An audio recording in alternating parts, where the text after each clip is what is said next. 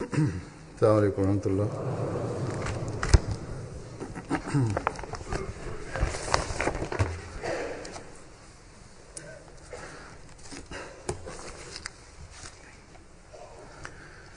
أشهد أن لا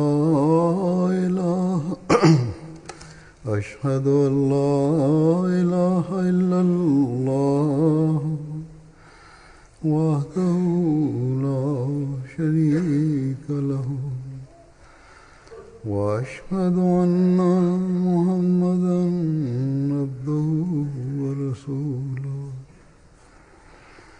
أما بعد فأعوذ بالله من الشيطان الرجيم.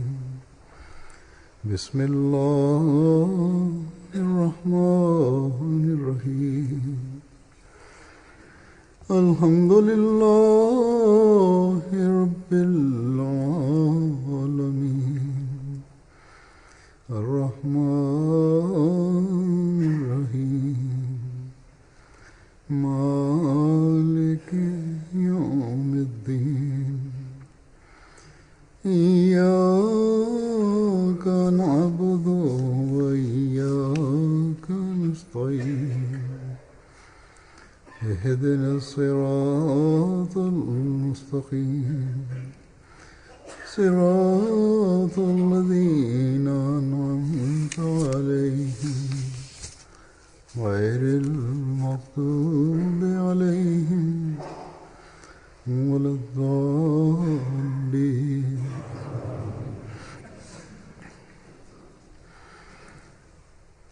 அருளுக்குரிய ரமலான் மாதம் வந்தது, வந்து வேகமாக கடந்தும் விட்டது. நீண்ட பகலாகவும் வெப்பம் அதிகமாகவும் நாட்கள் இருந்தன. இம்முறை இங்கு வரலாறு காணாத வெப்பம் இருந்தது. ஆயினும் பெரும்பாலார் அல்லது குறைந்தபட்சம் என்னை சந்திக்க வருகை தந்தவர்கள் கூறினர் இவ்வாறு: இம்முறை எங்களுக்கு நோன்பின் தாக்கம் அதிகம் ஏற்படவில்லை, அல்லது மிக கடுமையான வெப்பம் நிலவிய போதிலும் எங்களுக்கு குறைந்த அளவே தாக்கம் இருந்தது என கூறினர்.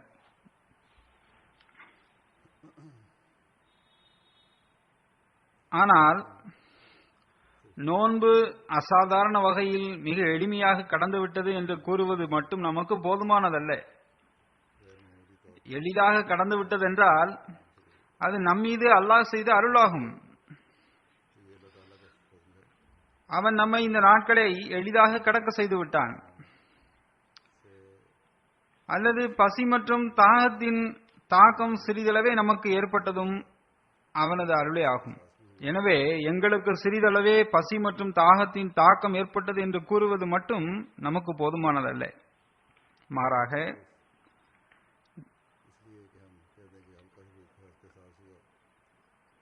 நாம் நம்மை ஆய்வு செய்து பார்க்க வேண்டும். நாம் இந்த அருளுக்குரிய நாட்களில் எதனை பெற்றுக் கொண்டிருக்கின்றோம் என்று நாம் ஆராய வேண்டும். எளிதாக நோன்புகள் கழிந்திருந்தாலும் சரி, அல்லது சிறிதளவு கஷ்டம் ஏற்பட்டிருந்தாலும் சரி, அதனால் நாம் நமது நோக்கத்தை அடைந்துவிட முடியாது. நாம் என்ன பெற்றுக்கொண்டோம் என நம்மை நாமே ஆய்வு செய்யும் போதுதான் நம்மால் அசல் நோக்கத்தை அடைய முடியும். அல்லாஹ் ரமலானின் இந்த நாட்களில் 7வது வானத்திலிருந்து கீழ்வானம் வரை வந்துவிடுகின்றான். இந்நாட்களில் அடியார்களுக்கு நெருக்கமாக வந்து அவர்களின் துஆக்களை கேட்கின்றான். அல்லாஹ் இந்நாட்களில் நோன்பாளிகளின் கூலியாக தானே ஆகிவிடுகின்றான். அல்லாஹ் இந்நாட்களில் ஷைத்தானை கட்டி போட்டு விடுகின்றான். நாம் அல்லாஹுவின் இந்த அருட்கள் மற்றும் அவனது கருணையிலிருந்து பயன்பெறுவதற்காக இந்த நாட்களில் நாம் என்ன செய்தோம் அல்லது என்னென்ன உறுதி பூண்டிருக்கின்றோம்? அல்லாஹுவின் கட்டளைகளை ஏற்பதற்கும் அவனது போதனைக்கேற்ப வாழ்க்கையை கழிப்பதற்கும் கடந்த கால கவனக்குறைவுகளை களைவதற்கும் நாம் என்ன உறுதிமொழி எடுத்திருக்கின்றோம், மேலும் எந்த அளவிற்கு நாம் நம்மில் மாற்றத்தை ஏற்படுத்தி இருக்கின்றோம். இந்த ஆய்வுகள் அல்லாஹ்வின் நிரந்தர அருட்களின் பக்கம் நமக்கு கவனம் ஊட்டக்கூடியவையாக இருக்கும். மேலும் அதன் காரணமாக நிரந்தர மாற்றத்தை ஏற்படுத்தும் முயற்சி நம்மில் உருவாகும். அதன் விளைவாக அல்லாஹ்வின் அருட்களை ஈர்க்கக்கூடியவர்களாக அது நம்மை ஆக்கிவிடும். எனவே இந்த முயற்சிகள் மேற்கொள்ளப்பட வேண்டும். நாம் ரமலானின் காரணமாக மட்டும் தொழுகைகளை பேணினோம். இனி எதிர்காலத்தில் சோம்பேறிகளாகி விடுவோம் என்றால் அது நம்மை அல்லாஹ்வின் கட்டளைகளின்படி செயல்படக்கூடியவர்களாக ஒருபோதும் ஆக்காது. நாம் ரமலான் வரை மட்டுமே ஜும்மாவை பேணுபவர்களாக இருந்தால் அது அல்லாஹ்வின் கட்டளைகளின்படி வழிநடப்பவர்களாக நம்மை ஆக்கிவிடாது. நாம் திருக்குரான் ஓதுவதை ரமலான் வரை மட்டுமே அவசியமானது என கருதினால் ரமலான் கழிந்த பிறகு அதன் பக்கம் கவனம் செலுத்தவில்லை என்றால் அது அல்லாஹ்வின் திருப்திக்குரிய வழிகளில் நடப்பவராக நம்மை ஆக்காது.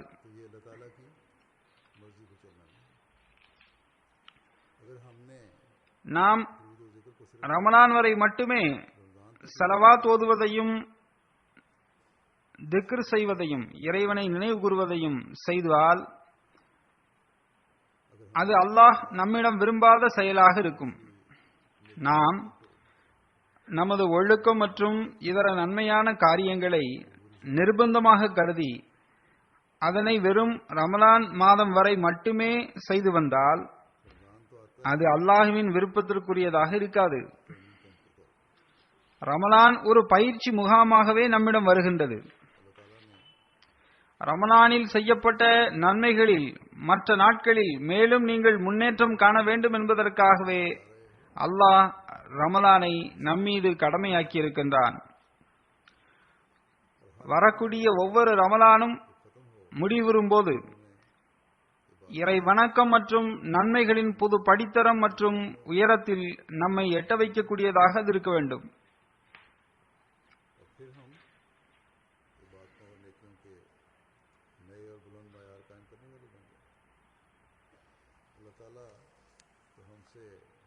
அதனால் நாம் இறை வணக்கம் மற்றும் நன்மையின் புதிய படித்தரம் மற்றும் உயரத்தை நிலைநாட்டக்கூடியவர்களாக ஆகிவிட வேண்டும். நிரந்தர மனப்பாங்குடன் இந்த நன்மைகளை தொடர்வதற்கான எதிர்பார்ப்பை அல்லாஹ் நம்மிடம் வைத்திருக்கின்றான். அல்லாஹ் அகீமுஸ் ஸலாத், நீங்கள் தொழுகையை நிலைநாட்டுங்கள் என்ற கட்டளையை நமக்கு வழங்கியிருக்கின்றான். தொழுகைக்கான நேரத்தில் தொழுகையை அழகுபடுத்தி தொழுங்கள் என்றும் கூறியிருக்கின்றான். ஹாஃபிலு அலஸ் ஸலாத்தி வஸ் ஸலாத்தில் உஸ்தா, அதாவது அனைத்து தொழுகைகளையும் குறிப்பாக நடுத்தொழுகையை முழுமையான கவனத்தில் கொள்ளுங்கள் என்று கூறியிருக்கின்றான். ஐவேளை தொழுகை கடமை என்பதை ஒவ்வொரு முஸ்லிமும் நன்கறிவார். எனவே ஐவேளை தொழுகையை பேணும்படி கட்டளையிடப்பட்டுள்ளது. குறிப்பாக நடுத்தொழுகையை பேணும்படி நமக்கு கவனம் ஊட்டப்பட்டிருக்கின்றது. காரணம், அல்லாஹ்விற்கு மனித இயல்பு பற்றி நன்றாக தெரியும். எனவே சிறப்பாக அழுத்தம் கொடுத்து நடுத்தொழுகையின் பக்கம் அல்லாஹ் நமக்கு கவனமூட்டியிருக்கின்றான். சலாத்துல் உஸ்தா என்பதன் பொருள் நடுத்தொழுகை அல்லது முக்கியமான தொழுகை என்பதாகும். அதாவது தொழுகைக்கான முக்கியத்துவம்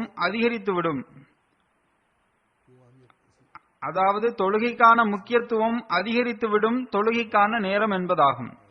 அல்லாஹ் ஒவ்வொரு தொழுகையையும் கடமையாக்கியுள்ளான். அவ்வாறு இருக்க சலாத்துல் உஸ்தாவிற்கு, அதாவது நடுத்தொழுகைக்கு ஏன் முக்கியத்துவம் அளித்திருக்கின்றான்? காரணம் என்னவென்றால், சில தொழுகைக்கான நேரங்களில் மனிதன் தனிப்பட்ட அல்லது வேறு சில உலகியல் தேவைகளுக்கு முன்னுரிமை கொடுப்பவனாக இருக்கின்றான். சிலருக்கு ஃபஜர் தொழுகையை தொழுவது மிக கஷ்டமான காரியமாக உள்ளது. அந்த தருணத்தில் எழுந்து ஃபஜர் தொழுவது மனிதனுக்கு இறை நெருக்கத்தை பெற்றுத் தருகின்றது. அந்த தொழுகை முக்கியமான அல்லது நடுத்தொழுகையாக அந்த நபருக்கு ஆகிவிடுகின்றது. வேறு சிலருக்கு தமது பணி அல்லது வியாபாரத்தின் காரணமாக லொஹர் மற்றும் அசர் தொழுகையை தொழுவது கஷ்டமாக இருக்கின்றது. அத்தகையவர்களுக்கு அந்த தொழுகையின் முக்கியத்துவம் கூடிவிடுகின்றது, லொஹர் மற்றும் அசர் தொழுகையின் முக்கியத்துவம். ஆக கடின உழைப்பு மற்றும் முயற்சி செய்து அல்லாஹ்வினை வணங்குவதன் பக்கம் மனிதன் வந்தால் அல்லாஹ் அந்த முயற்சிக்கு நற்கூலி வழங்குகின்றான், அதனை கண்ணியப்படுத்துகின்றான். நன்மைகளுக்கு கூலி வழங்குவதில் அல்லாஹ்விற்கு எல்லையே இல்லை. அவன் தன் வழியில் முயற்சி செய்பவர்களுக்கு எல்லையற்று வழங்குகின்றான். உலகம் மற்றும் சுயநலம் என்ற சிலைகளை மனிதன் உடைத்தெறிந்து அல்லாஹ்வின் பக்கம் செல்லும் போது அல்லாஹ்வின் அருட்களும் எல்லையற்றதாக இருக்கின்றது. அல்லாஹ் தொழுகையை பற்றி பல்வேறு வகைகளில் பல்வேறு இடங்களில் நமக்கு கவனமூட்டியுள்ளான். ரமலான் வரை மட்டுமே இறைவன் அதனை சுருக்கிவிடவில்லை. மாறாக ஹஜ்ரத் நபி நாயகம் ஸல்லல்லாஹு அலைஹி வஸல்லம் அவர்கள் தொழுகைகள், ஜும்மாக்கள் மற்றும் ரமலானை பற்றி வழங்கிய அறிவுரை எப்படிப்பட்டதென்றால், அல்லாஹ்வின் அச்சத்தை உள்ளத்தில் கொண்ட ஒரு நம்பிக்கையாளர் எப்பொழுதும் அதனை கண்முன் நிறுத்தக்கூடியவராக இருக்க வேண்டும்.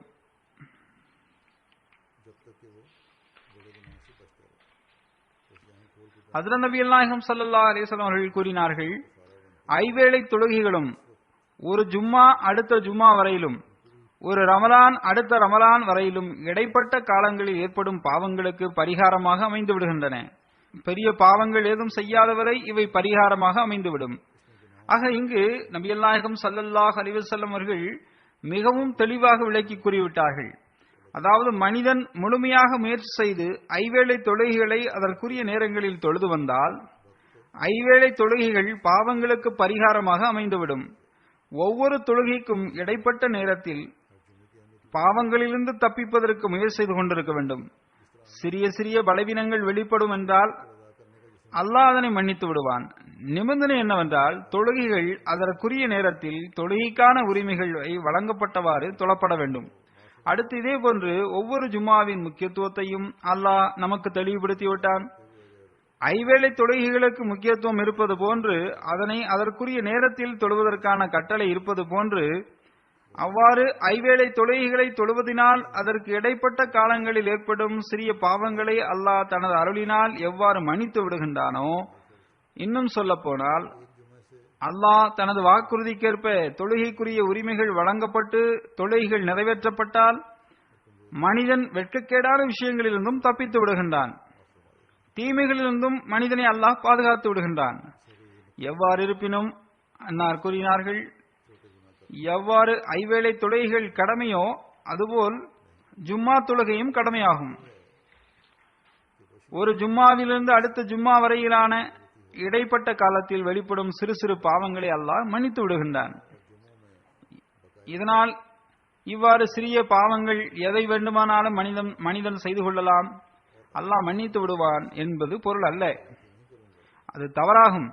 மாறாக அதன் கருத்து என்னவென்றால், மனித பலவீனத்தின் காரணமாக தவறுகள் ஏதும் நிகழ்ந்திருந்தால் அல்லாஹ் ஐவேளை தொழுகைகள் மற்றும் ஜும்மா தொழுகை போன்றவற்றை முறையாக பேணுதல் மற்றும் அதில் செய்யப்பட்ட மன்னிப்பிற்கான வேண்டுதல்கள் மற்றும் எதிர்காலத்தில் நான் இந்த தவறுகளை செய்ய மாட்டேன் என்ற வாக்குறுதி போன்றவற்றின் அடிப்படையில் அல்லாஹ் மனிதனை மன்னித்து விடுகின்றான். அடுத்து ஹஜ்ரத் நபிகள் நாயகம் ஸல்லல்லாஹு அலைஹி வஸல்லம் அவர்கள் ஜும்மாவினை பேணுதலின் முக்கியத்துவத்தை எடுத்துரைத்தவாறு கூறினார்கள், எவர் ஒருவர் தொடர்ந்து 3 ஜும்மாக்களை வேண்டுமென்றே கைவிட்டு விட்டாரோ அல்லாஹ் அவரது உள்ளத்தில் முத்திரையிட்டு விடுகின்றான். ஒரு அறிவிப்பில் அத்தகைய நபரின் உள்ளம் கருமையாகி விடுகின்றது எனவும் வந்துள்ளது. எனவே ஜும்மாவின் இந்த முக்கியத்துவத்தை ஒவ்வொருவரும் புரிய வேண்டும். இது ரமலானின் கடைசி ஜும்மாவாகும். எனவே பெரிய பள்ளிவாசல் சென்று தொழுது விடுவோம் என சிலர் எண்ணி இருக்கலாம். அல்லது இது கடைசி ஜும்மா, எனவே கண்டிப்பாக தொழுதே ஆக வேண்டும் என்று கூட வேறு சிலர் அவரிடம் கூறியிருக்கலாம். ஜமாத் உறுப்பினர்களுக்கு ஜும்மாவின் முக்கியத்துவத்தின் பக்கம் மீண்டும் மீண்டும் பலமுறை கவனமூட்டப்பட்டுள்ளது. தற்போது இவ்விஷயத்தில் கவனக்குறைவாக இருக்கும் மக்கள் மிக குறைவானவரே ஆவர். ஆயினும் எவர் கவனமற்று இருக்கின்றாரோ அவர் ஹஜ்ரத் நபிகள் நாயகம் ஸல்லல்லாஹு அலைஹி வஸல்லம் அவர்களின் வழிகாட்டுதல்களை செவியுற்ற பிறகு மிகவும் கவலைக்குள்ளாகிவிட வேண்டும். நீங்கள் ரமலானின் ஜும்மாக்களை மட்டும் தொழுங்கள் என்றோ அல்லது ரமலானின் கடைசி ஜும்மாவை தொழுது விடுங்கள், உங்களுக்கு நற்கூலி கிடைத்துவிடும் என்றோ அல்லாஹ் எங்கும் கூறவில்லை. மாறாக அனைத்து ஜும்மாவின் முக்கியத்துவத்தையும் அல்லாஹ் எடுத்துரைத்துள்ளான். அல்லாஹ் கூறுகின்றான், யா அய்யுஹல்லதீன ஆமனூ இஸா நூதிய லிஸ்ஸலாத்தி மின் யௌமில் ஜும்ஆத்தி ஃபஸ்அவ் இலா திக்ரில்லாஹி வஸருல் பை ஸாலிகும் கைருல் லக்கும் இன் குன்தும் தஅலமூன். நம்பிக்கை கொண்டவர்களே, ஜும்ஆ நாளின் ஒரு பகுதியில் நீங்கள் தொழுகைக்காக அழைக்கப்பட்டால் அல்லாஹ்வை நினைவு கூறுவதன் பக்கம் செல்வதற்கு விரைந்து செல்லுங்கள். மேலும் வியாபாரத்தை விட்டுவிடுங்கள். நீங்கள் அறிந்திருந்தால் உங்களுக்கு அது சிறந்ததாகும். எனவே ஒவ்வொரு ஜும்ஆ நாளன்று தொழுகைக்கான சிறப்பான ஏற்பாடு செய்யுங்கள். மேலும் உங்களது வியாபாரங்களை விட்டுவிடுங்கள். வியாபாரங்கள் அனைத்து பணிகளையும் வடிகங்களையும் விட்டுவிட்டு நான் ஜும்மா தொழ வேண்டும் என்பதை பற்றி மட்டுமே நீங்கள் கவலைப்பட வேண்டும். நீங்கள் அறிந்திருந்தால் இதுவே உங்களுக்கு சிறந்ததாகும் என்று அல்லாஹ் கூறுகின்றான். இதில்தான் பரக்கத்துள்ளது. இதன் மூலம் உங்களது வியாபாரங்களில் பரக்கத் ஏற்படும்.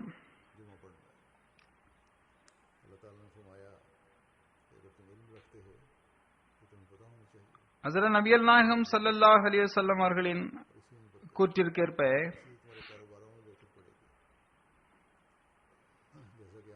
வேண்டுமென்றே ஜும்மா தொழுகையை விட்டுவிடுபவரின் உள்ளத்தில் முத்திரையிடப்படுகின்றது.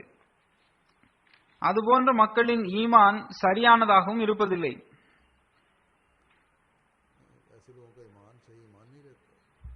ஈமான் உண்மையானதென்றால் மனிதன் உலகியல் நலனுக்காக தனது ஜும்மாவை தியாகம் செய்ய துணிய மாட்டான். ஹஜ்ரத் நபிகள் நாயகம் ஸல்லல்லாஹு அலைஹி வஸல்லம் அவர்கள் ஜும்மாவில் குறித்த நேரத்திற்குள் வருதல் மற்றும் நிரந்தரமாக அதில் நிலை பெற்றிருத்தல், ஜும்மாவை பேணுதல் போன்றவற்றை பற்றி கூறினார்கள். ஹஜ்ரத் நபிகள் நாயகம் ஸல்லல்லாஹு அலைஹி வஸல்லம் அவர்கள் இவ்வாறு கூறினார்கள், ஜும்மா நாளன்று மஸ்ஜிதின் ஒவ்வொரு வாசலிலும் அல்லாஹ்வின் வானவர்கள் நிற்பர். மஸ்ஜிதில் முதலில் வருபவரை முதலில் வந்தவர் என்றும் இரண்டாவது வந்தவரை இரண்டாம் நபர் என்றும் மலக்குகள் எழுதுகின்றனர். இவ்வாறு ஜும்மா நாளன்று வானவர்கள் ஜும்மாவில் வரக்கூடியவர்களின் பட்டியலை தயாரித்து வருகின்றனர். எந்த அளவுக்கென்றால் இமாம் குத்துபா கொடுத்து முடித்துவிடும் போது அவர்கள் வருகை பதிவேட்டை மூடிவிடுவர். திக்ர இலாஹியை கேட்க துவங்கி விடுவர். மற்றொரு அறிவிப்பில் இவ்வாறு வருகின்றது, ஹஜ்ரத் நபிகள் நாயகம் ஸல்லல்லாஹு அலைஹி வஸல்லம் அவர்கள் கூறினார்கள், கியாமத் நாளன்று ஜும்மாவில் வருகை தந்த கணக்கீட்டின்படி அல்லாஹ்வின் சன்னிதானத்தில் மக்கள் அமர்ந்திருப்பர். அதாவது முதலாமானவர், இரண்டாமானவர், மூன்றாமானவர், நான்காமானவர் என மக்கள் அமர்ந்திருப்பர். எனவே எவர்கள் எந்த நிர்பந்தமும் இல்லாமல் வேண்டுமென்றே பழக்க தோஷத்தில் ஜும்மாவிற்கு தாமதமாக வருகின்றார்களோ அவர்களும் இதன் பக்கம் கவனம் செலுத்த வேண்டும். இங்கும் கூட ரமலானின் ஜும்மா மற்றும் கடைசி ஜும்மா என்பதனால் மக்கள் இன்று முன்னரே வந்து அமர்ந்துள்ளனர். மற்ற நாட்களில் பெரும்பாலும் நான் பார்த்தது என்னவென்றால், நான் வரும்போது மஸ்ஜிதின் பாதி அளவில் தான் கூட்டம் இருக்கும். பின்னர் கொஞ்சம் கொஞ்சமாக அதிகரித்து குதுபா முடிவதற்குள் அல்லது அதற்கு சில நிமிடங்களுக்கு முன்னர் மஸ்ஜித் நிறையும். எனவே சாதாரண நாட்களிலும் இதன் பக்கம் கவனம் இருக்க வேண்டும். ஜும்மா தொடர்பாக இதனையும் நான் கூறிவிடுகின்றேன். ஜும்மா ஆண்களுக்கே கடமையானதாகும். பெண்கள் கலந்து கொள்ள இயலுமென்றால் நல்ல விஷயம், அது உபரியான நன்மையாக அது இருக்கும். நிச்சயமாக கலந்து கொள்ளட்டும். மேலும் சில நேரங்களில் தாய்மார்கள் கலந்து கொள்ளும் போது பிள்ளைகளுக்கும் ஜும்மா தொழுவதின் பக்கம் கவனம் ஏற்படும். ஆனால் எவ்வாறு இருப்பினும் ஜும்மா நாளன்று மஸ்ஜிதிற்கு வருவது ஆண்களுக்கு மட்டுமே கடமையாகும். இது தொடர்பாக ஹஜ்ரத் நபிகள் நாயகம் ஸல்லல்லாஹு அலைஹி வஸல்லம் அவர்களின் வழிகாட்டுதல் மிக தெளிவானதாகும். ஹஜ்ரத் நபிகள் நாயகம் ஸல்லல்லாஹு அலைஹி வஸல்லம் அவர்கள் கூறினார்கள், ஒவ்வொரு முஸ்லிமின் மீது ஜமாத்துடன் இணைந்து ஜும்மா தொழுவது கடமையாகும். 4 வகை மக்களை தவிர மற்றவர்கள் மீது கடமையாகும். அந்த 4 வகை மக்கள் யாரென்றால் அடிமை, பெண், குழந்தை, நோயாளி ஆகியோர் ஆவர். இந்த 4 வகையான நபர்கள் மீது ஜும்மா தொழுகை என்பது கடமை அல்ல. பண்டைய காலத்தில் அடிமைகள் இருந்தனர், தற்போது அப்படி இல்லை. ஆனால் இந்த நாடுகளில் உள்ள பணியாளர்கள் இருக்கின்றார்கள். அவர்கள் தமது முதலாளிகளிடம் கூறி ஜும்மா நேரத்தில் அனுமதி பெற்று விடுமுறை எடுத்துக் கொள்ள வேண்டும். சிலர் முயற்சி செய்தனர், அவர்களுக்கு அனுமதியும் கிடைத்து விடுகின்றது. வேறு நிர்பந்தம் இருக்கும் என்றால் அக்கம்பக்கத்தில் உள்ள அகமதிகளை தேட வேண்டும். 3-4 பேர் ஒன்றிணைந்து ஜும்மா தொழுது கொள்ள வேண்டும்.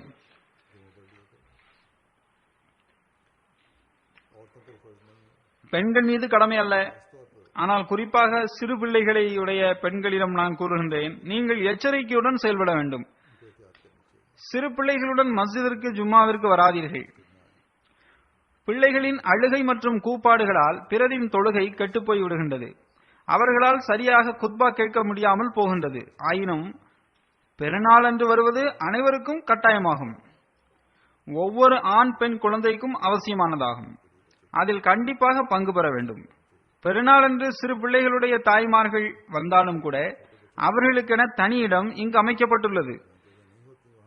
அவ்வாறு இடமில்லாவிட்டாலும் கூட, தொழுகை விளக்கப்பட்டதாக இருந்தாலும் கூட, அத்தகைய தாய்மார்கள் தமது சிறு பிள்ளைகளுடன் தனியாக அமர்ந்து குத்பாவை கேட்க வேண்டும்.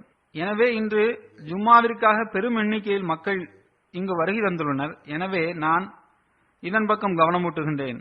ஆனால் ஆண் தமது ஜும்மா தொழுகையை குறிப்பாக பேண வேண்டும். அடுத்து ஹஜ்ரத் நபிகள் நாயகம் ஸல்லல்லாஹு அலைஹி வஸல்லம் அவர்கள் ஒரு ரமலானிலிருந்து அடுத்த ரமலான் வரை பாவங்கள் மன்னிக்கப்படுவது தொடர்பாக கூறினார்கள். அதாவது அல்லாஹ் ஒரு ரமலானிற்கும் அடுத்த ரமலானிற்கும் இடைப்பட்ட காலத்தில் ஏற்படும் சிறிய பாவங்களை மன்னித்து விடுகின்றான். ஆயினும் ஹஜ்ரத் நபிகள் நாயகம் ஸல்லல்லாஹு அலைஹி வஸல்லம் அவர்கள் பாவங்களிலிருந்து மன்னிப்பை பெறுவதற்கான வழிமுறையை ஒரு வரிசை கிரமத்தில் எடுத்துரைத்துள்ளார்கள் என்பதையும் கவனத்தில் கொள்ள வேண்டும். முதலில் ஐவேளை தொழுகை, அடுத்து ஜும்மா, அதன் பிறகு ரமலான் ஆகும். எனவே இந்த வரிசை கிரமத்தின் மூலம் ஒரு வருடத்திற்கு பிறகு வருகின்ற ரமலான் மட்டுமே பாவ மன்னிப்பை பெறுவதற்கான வழிமுறையாகும் என்ற தப்பெண்ணம் அகன்றுவிட வேண்டும். ஐவேளை தொழுகைகளை தினமும் குறித்த நேரத்தில் தொழுது வருவதும், அத்துடன் ஏழாவது நாள் ஜும்மாவில் நுழைந்தால் ஜும்மாவின் பரக்கத்துகளிலிருந்து உங்களுக்கு பங்கு பெற்று தரும். ஆண்டு முழுவதுமான ஜும்மா ரமலானில் நுழைந்தபடி அருளுக்குரிய ரமலானின் பரக்கத்துகளிலிருந்து பயன்பெறக்கூடியவர்களாக உங்களை ஆக்கிவிடும்.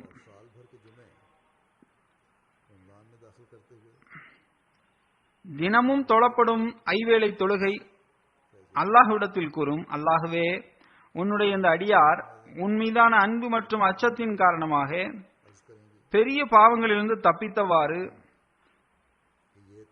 ஐவேளை உன் சன்னிதானத்தில் ஆஜராகி வந்தார். பின்னர் ஒவ்வொரு ஜும்மாவும் சாட்சி கூறும், அல்லாஹ்வே, உன்னுடைய இந்த அடியார் 7 நாட்கள் பெரிய பாவங்களிலிருந்து தம்மை பாதுகாத்துக் கொண்டு ஜும்மா நாளன்று, அதாவது அந்த நாளை பற்றி உனது அன்பிற்குரிய தூதர் ஸல்லல்லாஹு அலைஹி வஸல்லம் அவர்கள் இவ்வாறும் கூறியுள்ளார்கள், ஜும்மா நாளன்று துவா ஒப்புக்கொள்ளப்படுவதற்கான நேரமும் உள்ளது. எனவே ஜும்மா நாளன்று துவா ஒப்புக்கொள்ளப்படும் என்ற ஆசையை சுமந்தவாறு உனது அடியார் உன் சன்னிதானத்தில் ஆஜராகி வந்தார் என்று ஜும்மா உங்களுக்காக சாட்சி கூறும். அடுத்து ரமலான் கூறும், இறைவா, உனது அடியார் ரமலானின் கடமைகளை ஆற்றிய பிறகு பெரிய பாவங்களிலிருந்து தப்பித்தபடி நன்மைகளை செய்து உனது கருணை, பாவ மன்னிப்பு மற்றும் நெருப்பிலிருந்து ரட்சிப்பு போன்றவற்றிற்கான நாட்களின் பரக்கத்துகளிலிருந்து நீ அவருக்கு அருள்வாய் என்ற நம்பிக்கையில் அவர்கள் இந்த ரமலானை கழித்திருக்கின்றார்கள் என்று ரமலான் சாட்சி கூறும். அந்நிலையில் மேன்மேலும் கருணை காட்டுபவனும் கண்ணியமிக்க இறைவனுமாகிய அல்லாஹ் அதிலிருந்து மனிதனை பயன்பெற செய்ய வைத்து அவனை தனது ரஹ்மத் போர்வையால் தனது அடியாருக்கு போர்த்தி விடுவான்.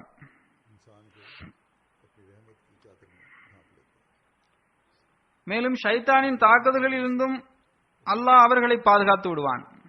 எனவே நம்மில் எவர் இந்த எண்ணத்துடன் தனது ஐவேளை தொழுகை, ஜும்மா மற்றும் தனது நோன்பிற்கான உரிமைகளை வழங்கியவாறு அல்லாஹ்விடம் அடைக்கலம் தேடுகின்றார்களோ அவர் மிகவும் நற்பாக்கியசாலி ஆவார்.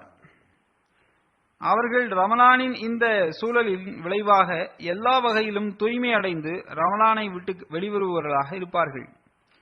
அந்த தூய்மை எப்படிப்பட்ட தூய்மை என்றால், நிரந்தரமான அல்லாஹ்வின் வணக்கத்திற்கான உரிமைகளை வழங்கக்கூடியதாக அது அவரை ஆக்கிவிடும். அடுத்து ரமலானில் குறிப்பாக திருக்குரான் ஓதுவது மற்றும் கேட்பதன் பக்கம் கவனம் அதிகம் ஏற்படுகின்றது. குறைந்தபட்சம் ஒரு முறை திருக்குரானை ஓதி முடிக்க ரமலானில் பெரும்பாலார் முயற்சி செய்கின்றனர். ஏனென்றால் அது சுன்னத்தும் கூட. ஆனால் திருக்குரான் ஓதுவதன் பக்கம் கவனம் ஏற்பட்டிருக்கும் என்பது சரிதான். ஆனால் இனி நான் நிரந்தரமாக தினமும் முறையாக திருக்குரானின் ஒரு சிறு பகுதியாவது ஓதி வருவேன் என்ற எண்ணம் ரமலானிற்கு பிறகும் இருக்க வேண்டும். ரமலானோடு அந்த எண்ணம் நின்றுவிடக்கூடாது. திருக்குரான் ஓதுவதற்கான எண்ணம். அல்லாஹ் எங்கு தொழுகைக்கான பல்வேறு நேரங்களின் பக்கம் கவனமூட்டியுள்ளானோ அங்கு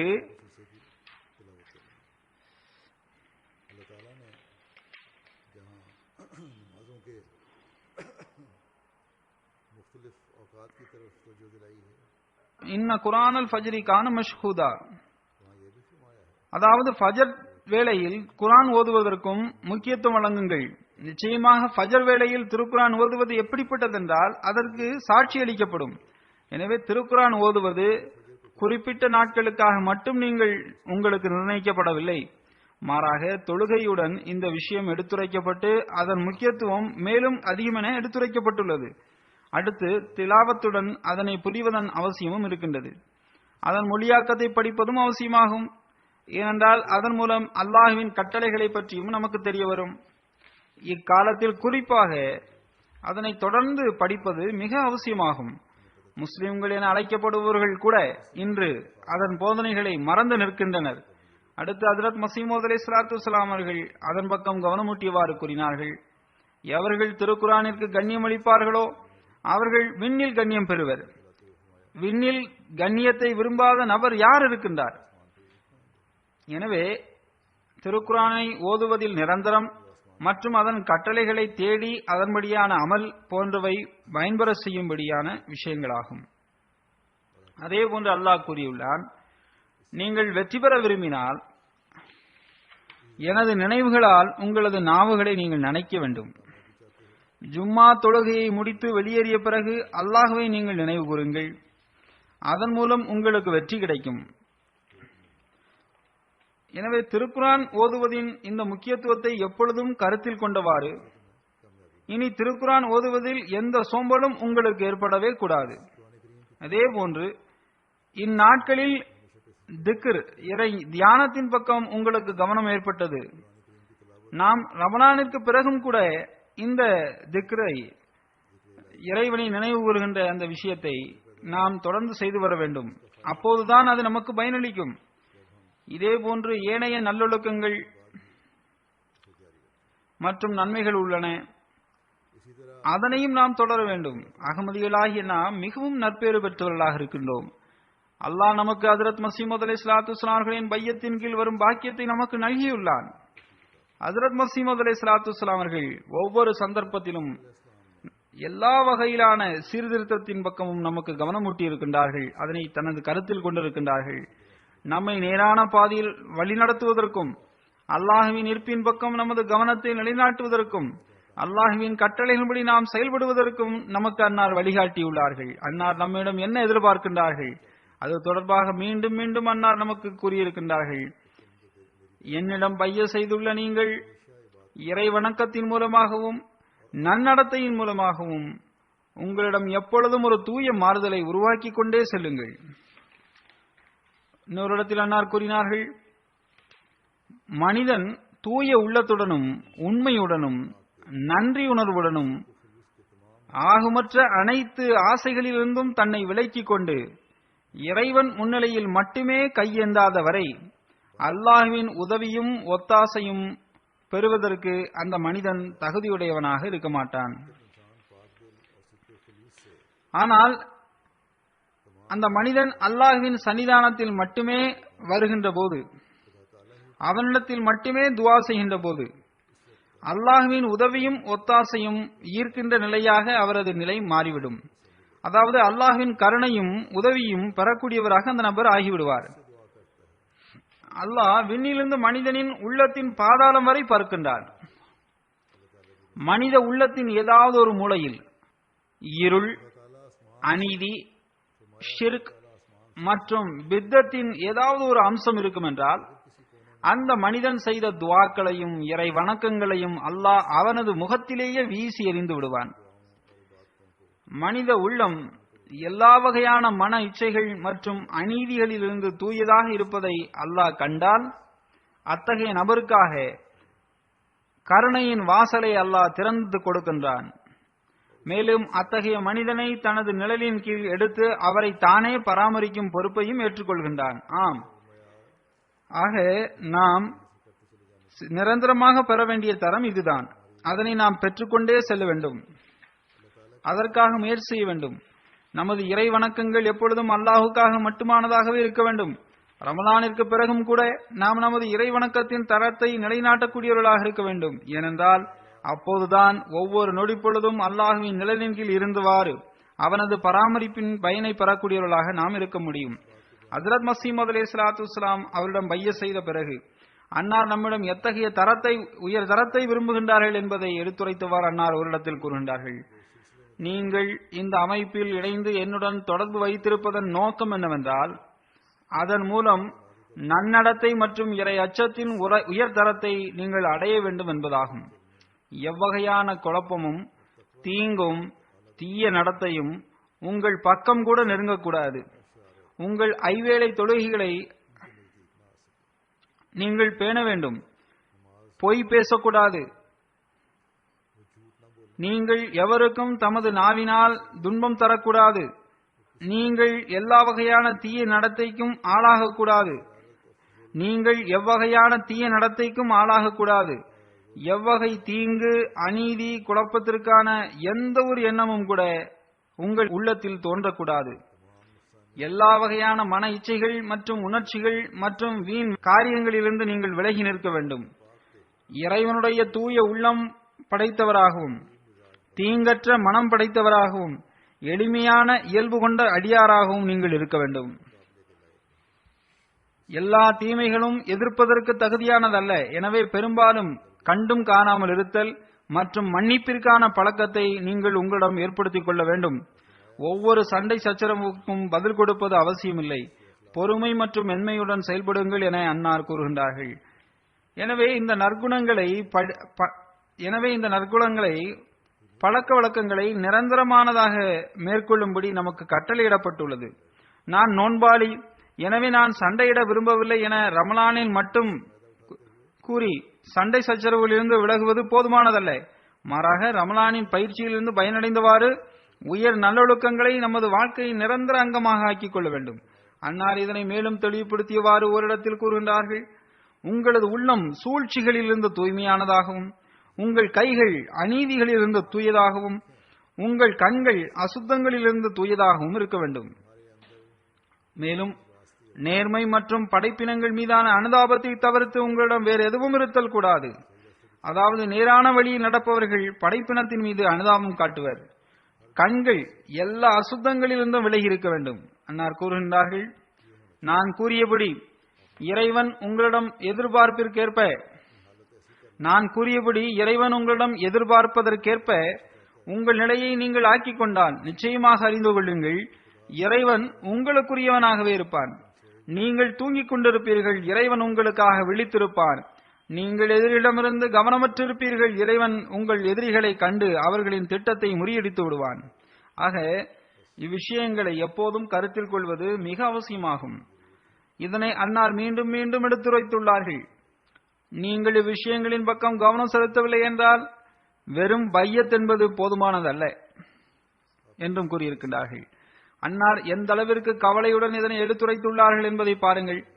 அதன் சில பகுதியை நான் எடுத்து வைத்திருக்கின்றேன், இன்னும் சில பகுதியை எடுத்து வைக்கின்றேன். நாம் எந்த அளவிற்கு அதன்படி அமல் செய்துள்ளோம் அல்லது அமல் செய்ய இருக்கின்றோம் என்பதை ஒவ்வொருவரும் தம்மை தாமே ஆய்வு செய்து பார்த்துக் கொள்ளட்டும். அன்னார் கூறுகின்றார்கள், உங்களுடைய அகமும் புறமும் ஒன்றாகாத வரை நீங்கள் இறைவனிடத்தில் ஒருபோதும் ஏற்றுக்கொள்ளப்பட மாட்டீர்கள். பெரியோர்களாக இருந்து சிறியவர்கள் மீது கருணை காட்டுங்கள். அவர்களை ஏளனமாக கருதாதீர்கள். நீங்கள் அறிவாளியாக இருந்து அறிவினர்களுக்கு அறிவுரை கூறுங்கள். தற்பெருமையால் அவர்களை அவமானப்படுத்தாதீர்கள். அறிவு உங்களுக்கு கிடைத்திருக்கின்றதென்றால் பணிவான முறையில் அறிவுரை செய்யுங்கள். அதை தவிர்த்து உங்களின் பெருமையை பறைசாற்றாதீர்கள். உங்கள் அறிவை வெளிப்படுத்தி அவர்களை அவமானத்திற்குள்ளாக்காதீர்கள். அன்னார் கூறுகின்றார்கள், நீங்கள் செல்வந்தர்களாக இருந்து ஏழை எளியவர்களுக்கு உதவி செய்யுங்கள். தன்னலத்தால் அவர்கள் மீது அகங்காரம் கொள்ளாதீர்கள். அல்லாஹ் உங்களுக்கு செல்வத்தையும் வளத்தையும் வழங்கியுள்ளான் என்றால் ஏழைகளுக்கு தொண்டாற்றுங்கள். அதை தவிர்த்து அவர்கள் மீது ஆணவம் கொள்ளாதீர்கள். கூறுகின்றார்கள், நாசத்தை விளைவிக்கும் வழிகளை கண்டு அஞ்சுங்கள்.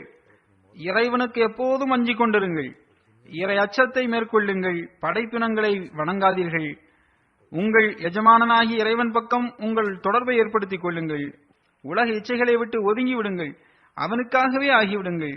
அவனுக்காகவே வாழ்வை கழியுங்கள். அவ்விறைவனுக்காக எல்லாவிதமான அசுத்தங்களையும் பாவங்களையும் வெறுத்து ஒதுக்கிவிடுங்கள். ஏனெனில் அவன் தூய்மையாளன் ஆவான்.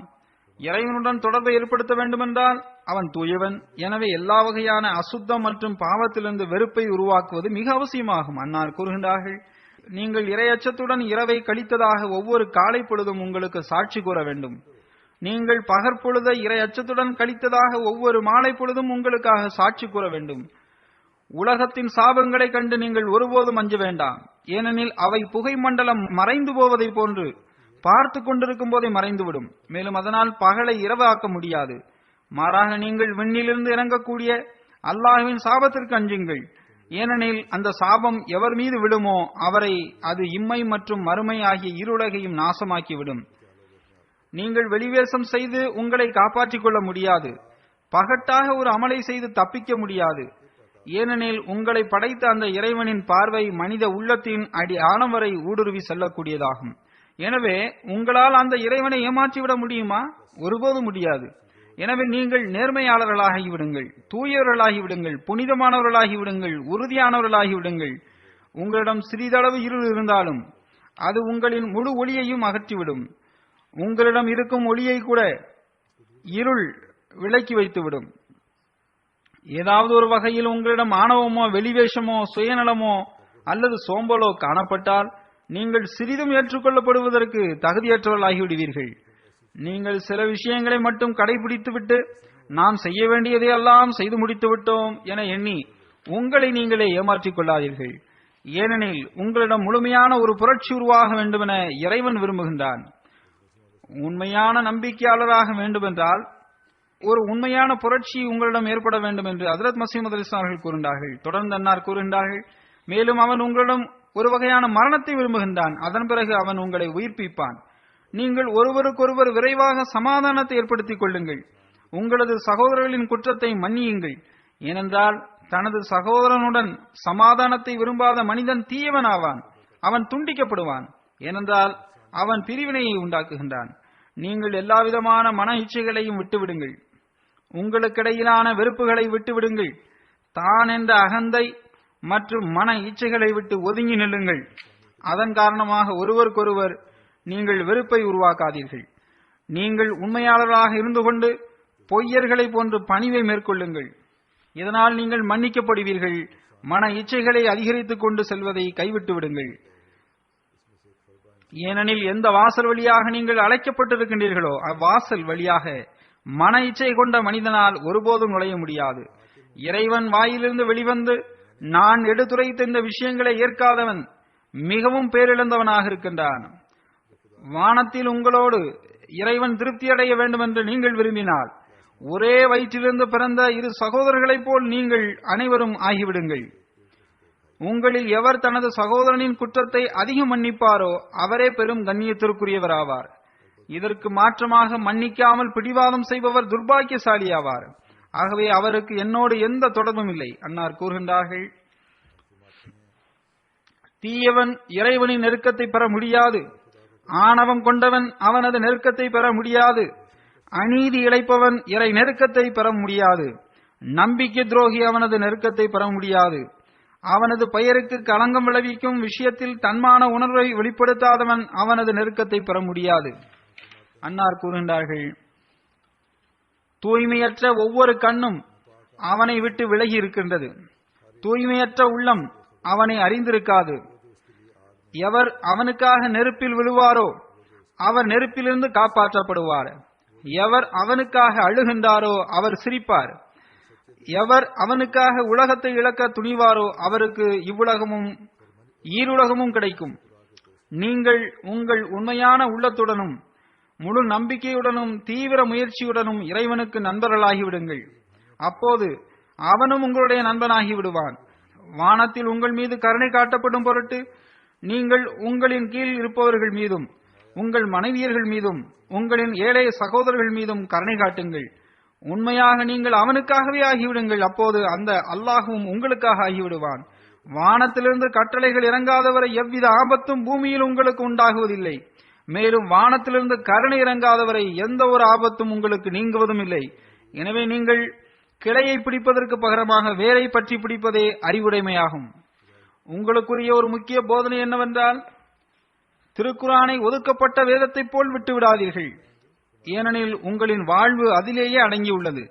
திருக்குரானின் போதனைகளை எப்பொழுதும் கடைபிடியுங்கள். அன்னார் கூறுகின்றார்கள், எவர்கள் திருக்குரானிற்கு கண்ணியமளிப்பார்களோ அவர்கள் விண்ணில் கண்ணியம் பெறுவர். எவர்கள் எல்லா வகையான ஹதீதுகள் மற்றும் ஏனைய கூற்றுகளை விட திருக்குரானிற்கு முன்னுரிமை வழங்குவார்களோ அவர்கள் வானத்தில் முன்னுரிமை பெறுவர். பூமியில் திருக்குரானை தவிர மனித குலத்திற்கு வேறு எந்த வேதமும் இல்லை. ஹஜ்ரத் நபியல் நாயகம் ஸல்லல்லாஹு அலைஹி வஸல்லம் அவர்களை தவிர ஆதமின் சந்ததிகளுக்கு இனி எந்த தூதரும் பரிந்துரையாளரும் இல்லை. எனவே நீங்கள் அந்த மாபெரும் கம்பீரமான நபியுடன் உண்மையான நேசம் கொள்ள முயலுங்கள். அவருக்கு கொடுக்கப்படும் மதிப்பை விட மேலான மதிப்பை வேறு எவருக்கும் வழங்காதீர்கள். அப்போதுதான் நீங்கள் வானத்தின் ரட்சிக்கப்பட்ட மனிதர்களாக எழுதப்படுவீர்கள். ரட்சிப்பு என்பது மரணத்திற்கு பிறகு வெளிப்படும் ஒன்றல்ல என்பதை நினைவிற்கொள்ளுங்கள். உண்மையான ரட்சிப்பானது தன் ஒளியை இவ்வுலகிலேயே வெளிப்படுத்தி காட்டக்கூடியதாக இருக்கின்றது. ரட்சிப்பு பெற்றவர் யார்? இறைவன் உண்மையாக இருக்கின்றான் என்றும் இறைவனுக்கும் அவனது அனைத்து படைப்பினங்களுக்கும் இடையில் பரிந்துரை பேசக்கூடியவர் ஹஜ்ரத் முஹம்மது ஸல்லல்லாஹு அலைஹி வஸல்லம் அவர்களே என்றும் வானத்தின் கீழ் அவர்களுக்கு நிகரான வேறு எந்த நபியும் இல்லை என்றும் திருக்குரானிற்கு நிகரான வேறு எந்த வேதமும் இல்லை என்றும் நம்பிக்கை கொள்பவரே ரட்சிப்பு பெற்றவராவார். நபியல் நாயகம் ஸல்லல்லாஹு அலைஹி வஸல்லம் அவர்களை தவிர வேறு எவரும் என்றென்றும் உயிர் வாழ வேண்டுமென அல்லாஹ் விரும்பவில்லை. ஆனால் இறைவனால் தேர்ந்தெடுக்கப்பட்ட இந்த திருநபி ஸல்லல்லாஹு அலைஹி வஸல்லம் அவர்கள் நிரந்தரமாக உயிரோடு இருக்கின்றார்கள். இந்த விஷயங்களுக்கு பிறகு அன்னார் மீண்டும் இதனை வலியுறுத்தி கூறுகின்றார்கள். அன்னார் கூறுகின்றார்கள், இதன் பிறகு நான் மீண்டும் கூறுகின்றேன், நாம் பைய செய்து விட்டோம் என்ற எண்ணம் கொள்ளாதீர்கள். அது போதுமானது என நினைக்காதீர்கள். புறம் என்பது ஒரு பொருட்டே அல்ல. அல்லாஹ் உங்கள் உள்ளத்தையே பார்க்கின்றான், அகத்தையே பார்க்கின்றான். எனவே நம்மில் ஒவ்வொருவரும் இந்த உறுதிமொழியை எடுத்தவாறு ரமலானிலிருந்து வெளிவர வேண்டும். அல்லாஹுவும் அவனது தூதர் ஸல்லல்லாஹு அலைஹி வஸல்லம் அவர்களும் என்னென்ன விஷயங்களை கூறியுள்ளார்களோ அதனை ஹஜ்ரத் மஸீஹ் மவ்ஊத் அலைஹிஸ்ஸலாத்து வஸ்ஸலாம் அவர்கள் நமக்கு தெளிவுபடுத்தி தந்துவிட்டார்கள். எனவே அதனை கருத்தில் கொண்டு அதற்கேற்ப நாம் நமது வாழ்வினை கழிப்பதற்கு முயற்சி செய்ய வேண்டும். அவ்வாறு செய்தால்தான் அல்லாஹ் மற்றும் அவனது தூதரின் கூற்றிற்கேற்ப ரமலானை கழிக்க நாங்கள் முயற்சி செய்தோம் என நம்மால் கூற முடியும். அல்லாஹ் அதற்கான பாக்கியத்தை நமக்கு தந்தருள்வானாக.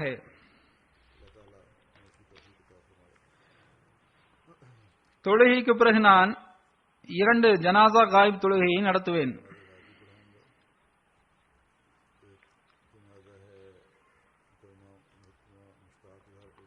முதல் ஜனாசா சௌத்ரி ஜோஹர் அஹமத் சாஹிப் பாஜுவா அவர்களின் துணைவியார் முஷ்தாக் ஜோஹரா சாஹிபா அவருடையதாகும். ஜூன் மாதம் 12ஆம் தேதி அன்று இரவு 8:45 ரப்வாவில் 91வது வயதில் அன்னார் மரணமடைந்து விட்டார்கள். இன்னா லில்லாஹி வ இன்னா இலைஹி ராஜிஊன். அன்னார் தந்தையார் சௌத்ரி இனாயத்துல்லா சாஹிப் ஆவார். அன்னார் 14வது வயதில் ஹஜ்ரத் 2வது கலீஃபத்துல் மஸீஹ் அவர்களின் கையில் பைஅத் செய்தார்கள். மர்ஹூமாவின் நிக்கா 1944ஆம் ஆண்டு சௌத்ரி ஜோஹர் அஹமத் சாஹிப் பாஜ்வா அவருடன் நடைபெற்றது. மௌலானா குலாம் ரசூல் சாப் ராஜிகி ரலியல்லாஹு அன்ஹு அவர்கள்தான் அன்னாருடைய நிக்காவை நடத்தினார்கள். அதில் நீண்ட குத்பா கொடுத்தார்கள். அதில் அல்லாஹ்வின் சில குறிப்பிட்ட அருட்கொடைகளை குறிப்பிட்டார்கள். எவ்வாறு இருப்பினும் அது ஒரு நீண்ட குத்பாவாகும். மேலும் அந்த நிக்காவின் மூலமாகவே அன்னாரின் குடும்பத்தில் அகமதியத் மேலும் பரவியது என்பதும் குறிப்பிடத்தக்கதாகும். அல்லாஹ் மர்ஹூமாவிற்கு 3 மகன்களையும் 2 மகள்களையும் அருளியுள்ளான். ஒரு மகன் அமெரிக்காவில் வாழ்க்கையை அர்ப்பணித்த நபராக ஜமாத்திற்கு தொண்டாற்றி வருகின்றார். சௌத்ரி ஜொஹர் அஹமது சாஹிப் பாஜ்வா இங்கிலாந்தில் முபல்லிகாக இருந்து வந்தார்கள். 1955இல் ரப்வா பாகிஸ்தானிற்கு திரும்பினார்கள். பின்னர் நாயிப் நாசிர் இஸ்லாம் இர்ஷாதாக நியமிக்கப்பட்டார்கள். நீண்ட காலம் நாசிர் உமரே ஆமாவாகவும் ஜமாத்திற்கு தொண்டாற்றினார்கள். 3வது கலிஃபத்துல் மஸீஹ் அவர்களின் தனி செயலராகவும் இருந்துள்ளார்கள். நாசிர் தாலிமுல் குர்ஆனாகவும் இருந்திருக்கின்றார்கள். இறுதியில் மரணமடையும் போது சதரஞ்சமன் அஹ்மதியாவினுடைய சதராகவும் அன்னார் இருந்தார்கள். மர்ஹூமா முஸ்தாக் ஜொஹுரா சாஹிபா தனது வாழ்வை அர்ப்பணித்த கணவருடன் மிக அழகிய முறையில் தமது வாழ்க்கையை கழித்தார். தனது கணவருக்கு கஷ்டத்தை தரும் எந்த விஷயத்தையும் அவர்கள் வேண்டவில்லை. 1944இல் அவர்களின் திருமணம் நடைபெற்றது. அடுத்த வருடம் 1945இல் அவர்களுக்கு மகன் பிறந்தான். மகனுக்கு 1 வயதுதான் இருந்தது. அப்போது அன்னார் லண்டனிற்கு முபல்லிகாக அனுப்பி வைக்கப்பட்டார். 1947இல் இந்தியா பாகிஸ்தான் பிரிவினையின் போது பாஜ்வா சாஹிப் லண்டனில் இருந்தார். ஆனால் அவர்களின் துணைவியார் பாகிஸ்தானில் இருந்தார்கள். அப்போது அவர்களுக்கு பல கஷ்டங்களை சந்திக்க நேரிட்டது. 1951இலிருந்து 1955 வரை பாஜ்வா சாஹிப்பின் மனைவியும் பாஜ்வா சாஹிப்புடன் இங்கிலாந்து வந்து இணைந்து கொண்டார்கள். இங்கு தங்கினார்கள். அப்போது இங்கிருந்த முபல்லிகின் பொருளாதார நிலை மிக மோசமாக இருந்தது. ரொம்ப கஷ்டப்பட்டே வாழ்க்கையை கழிக்க வேண்டியது இருந்தது. ஆனால் மர்ஹூமா ஒருபோதும் எந்த முறையிலும் செய்ததில்லை. மிக மகிழ்ச்சியாகவே வாழ்க்கையை கழித்தார்கள். அடுத்து ரப்வாவில் முதலில் அவர்கள் குவார்டர்ஸில் ஜமாத் குவார்டர்ஸில் இருந்தார்கள். பின்னர் வீடு கட்டினார்கள். சொந்த வீட்டில் குடியேறினார்கள். பொறுப்பான குடும்பத்தை சார்ந்த பெண்மணியாக இருந்தார்கள். எனவே எப்போதும் ரமலானில் படிப்பதற்காக வந்த மாணவிகளுக்கு தமது வீட்டில் இடம் கொடுத்தார்கள். வீடும் கூட பெரிய வீடாக இருந்ததில்லை. இருந்தாலும் 10-20 நபர்கள் அன்னாருடைய வீட்டில் எப்போதும் இருந்து வந்தார்கள். மிக ஆர்வத்துடன் விருந்து உபசரிப்பு செய்து வந்தார்கள். அன்னாரது மகன் எழுதியுள்ளார், தினமும் தஹஜ்ஜுத் தொழுது வந்தார்கள். ஃபஜர் தொழுத பிறகு உரத்த குரலில் குர்ஆன் ஓதுவது அன்னாரின் வழக்கமாக இருந்தது. கால்நடைகள் வளர்த்து வந்தனர். குறிப்பாக எருமை மாடுகளை வளர்த்து வந்தார்கள். தெருவாசிகள் மற்றும் குறிப்பாக ஏழைகள் அவருடைய வீட்டிலிருந்து பால் மற்றும் லெஸ்ஸியை பெறுவதற்காக தினமும் வந்து விடுவார்கள். பெரிய வரிசையே நின்றிருக்கும். வீட்டு பணிகளுக்கு மத்தியிலும் சமூகத்தில் நல்ல தொடர்பு வைத்திருந்ததும் அன்னாரின் சிறப்பு பண்பாக இருந்தது. திருக்குர்ஆன் மீது அன்னாருக்கு அதிக நேசம் இருந்தது. ஹஜ்ரத் சையதா மரியம் சித்திகா சாஹிபா, அதாவது ஹஜ்ரத் 2வது கலிஃபத்துல் மஸீஹ் ரலியல்லாஹு அன்ஹு அவர்களின் மனைவி ஆவார்கள். அன்னாரிடம் இவர்கள் குர்ஆன் ஓத கற்றுக்கொண்டார்கள். மொழியாக்கமும் கற்றார்கள். எப்பொழுதும் எல்லோரிடமும் நல்ல முறையில் நடந்து வந்தார்கள். அன்னாரின் விருந்து உபசரிப்பை பற்றி நான் ஏற்கனவே கூறிவிட்டேன். இங்கு லண்டனில் இருந்த போதும் கூட விருந்து உபசரிப்பிற்கான எந்த ஃபண்டும் ஜமாத் அளவில் இல்லாமல் இருந்தது. ஆனாலும் விருந்தாளிகளுக்கு தன்னால் இயன்றவரை உணவளித்து வந்தார்கள். தன்னால் முடிந்த பொருள்களை வாங்கி அவர்களுக்கு விருந்து உபசரிப்பு செய்து வந்தார்கள். நாயிப் நாசிர் இஸ்லாம் இர்ஷாத் பாகிஸ்தான் அவர்கள் எழுதுகின்றார்கள், ஜொஹர் அஹமது சாஹிப் பாஜ்வா சாஹிப் அவர்களின் காலகட்டத்தில் அவர் எழுதிய விஷயமாகும். அப்போது அவர்களுக்கு அன்னாருடன் தொடர்பு இருந்தது. மர்ஹூமா பெரிய குடும்பத்தை சார்ந்த பெண்மணியாக இருந்த போதிலும் வாழ்க்கையை அர்ப்பணித்த ஒருவரை மணமுடித்து அவரது வீட்டிற்கு வந்த பிறகு மிக எளிமையான வாழ்வை அன்னார் கழித்தார்கள். தனது வீட்டில் வேலைக்காரர்கள் இருந்தனர். அவர்கள் மூலம் வீட்டு வேலைகள் எல்லாம் நடைபெற்றது. ஆனால் திருமணம் முடித்து கணவருடைய வீட்டிற்கு வந்த பிறகு அன்னாருடைய வீட்டு வேலையை அன்னாருக்கு செய்ய நேரிட்டது. செய்யவும் செய்தார்கள். லண்டனில் தங்கியிருந்த போது மிக கஷ்டமாகத்தான் அன்னாருடைய வாழ்க்கை கழிந்தது. கடும் குளிர்காலத்தில் வீட்டில் ஹீட்டர், கீசர் போன்ற எந்த ஏற்பாடும் இருந்ததில்லை. பட்ஜெட்டிற்கு உட்பட்டே பணிகள் செய்ய வேண்டியது இருந்தது. கடுமையான குளிரையும் தாங்கிக் கொண்டார்கள். சௌத்ரி சாஹிப் அவர்களும் கூட அன்னாருடைய கணவரும் கூட விதிமுறைகளை கடுமையாக பேணுபவராக இருந்தார்கள். எளிமையாக வாழ்க்கை கழித்தார்கள். 1955 பாஜ்வா சாஹிப் லண்டனில் இருந்து ரப்வா திரும்பும்படி கட்டளையிடப்பட்டது. மர்ஹுமா அந்த நாட்களில் உடல்நலம் குன்றியிருந்தார். டாக்டர்கள் அன்னாரை பெட் ரெஸ்ட் எடுக்கும்படி கூறியிருந்தார்கள். ஆனால் நாடு திரும்பும்படி அவர்களுக்கு கட்டளை வந்தவுடன் சௌத்ரி சாஹிப் அவர்கள் அதற்கு ஆயத்தமாகிவிட்டார்கள். மனைவிக்கு உடல்நலம் சரியில்லை, எனவே நீங்கள் இரண்டாவது கலிஃபத்துல் மஸீஹ் அவரிடம் அனுமதி பெற்று இன்னும் கொஞ்ச நாள் இங்கு தங்கியிருங்கள் என மக்கள் அவரிடம் கூறினர். ஆனால் சௌத்ரி சாஹிப் அவர்களோ அது முடியாது, கட்டளை வந்துவிட்டது, எனவே நான் திரும்பி சென்றே ஆக வேண்டும் என கூறிவிட்டார்கள். மனைவியும் எந்த மறுப்பும் கூறவில்லை. தான் உடல்நலம் குன்றி இருந்த போதிலும், அந்த காலத்தில் பயணம் எல்லாம் கடினமாக இருந்த போதிலும் கணவருடன் நாடு திரும்புவதற்கு அவர்களும் ஆயத்தமாகிவிட்டார்கள். அல்லாஹ் மர்ஹுமாவின் அந்தஸ்தை உயர்த்துவானாக. அன்னாருடன் அல்லாஹ் கருணையுடனும் மன்னிப்புடனும் நடந்து கொள்வானாக.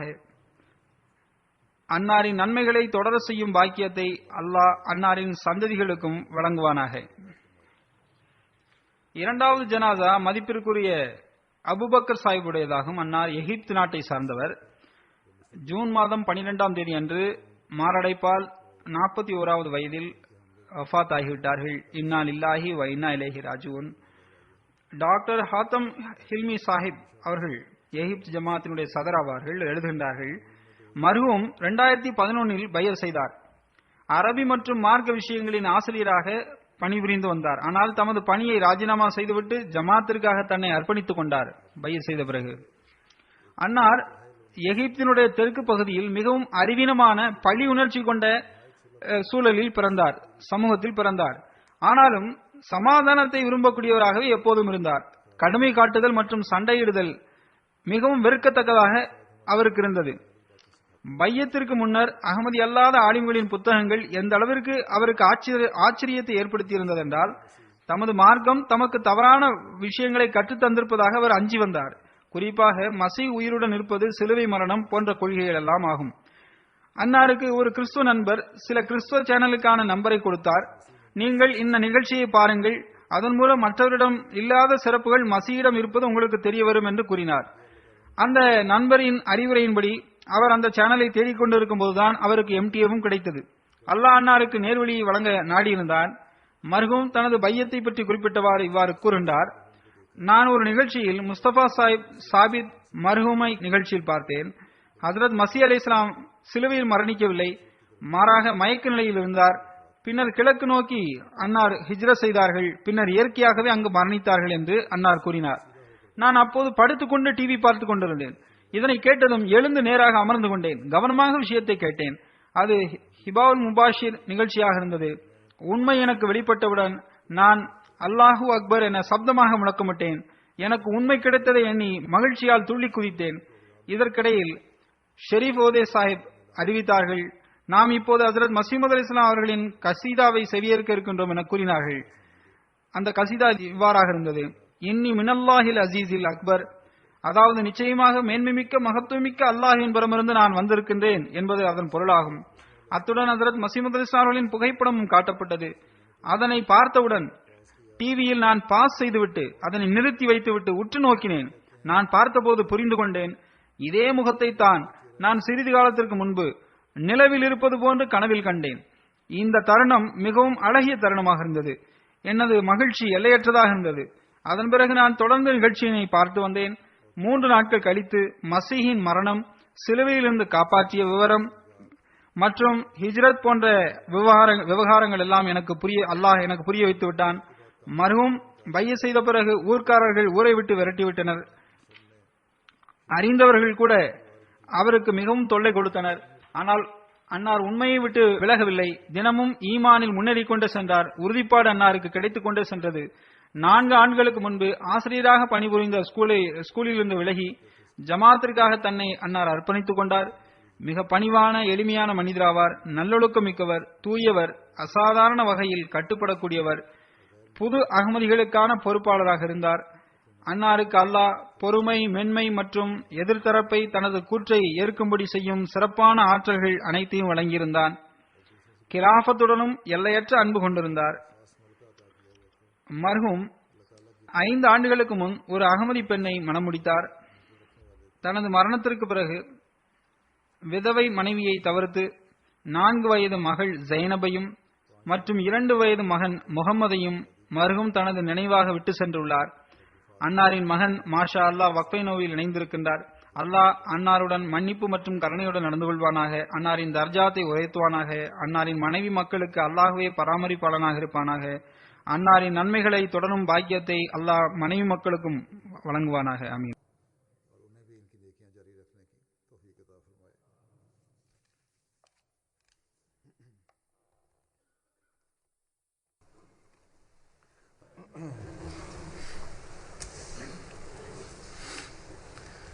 الحمد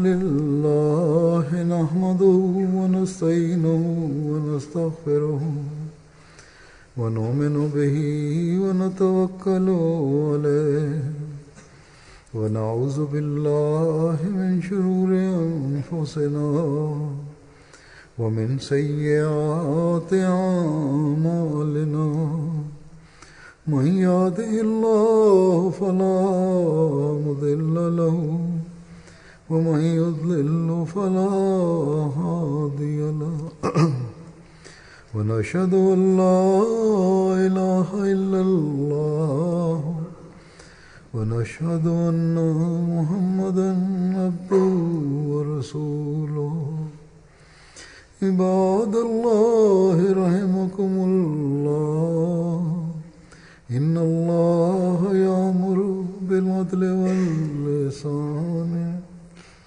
وإيتاء ذي القربى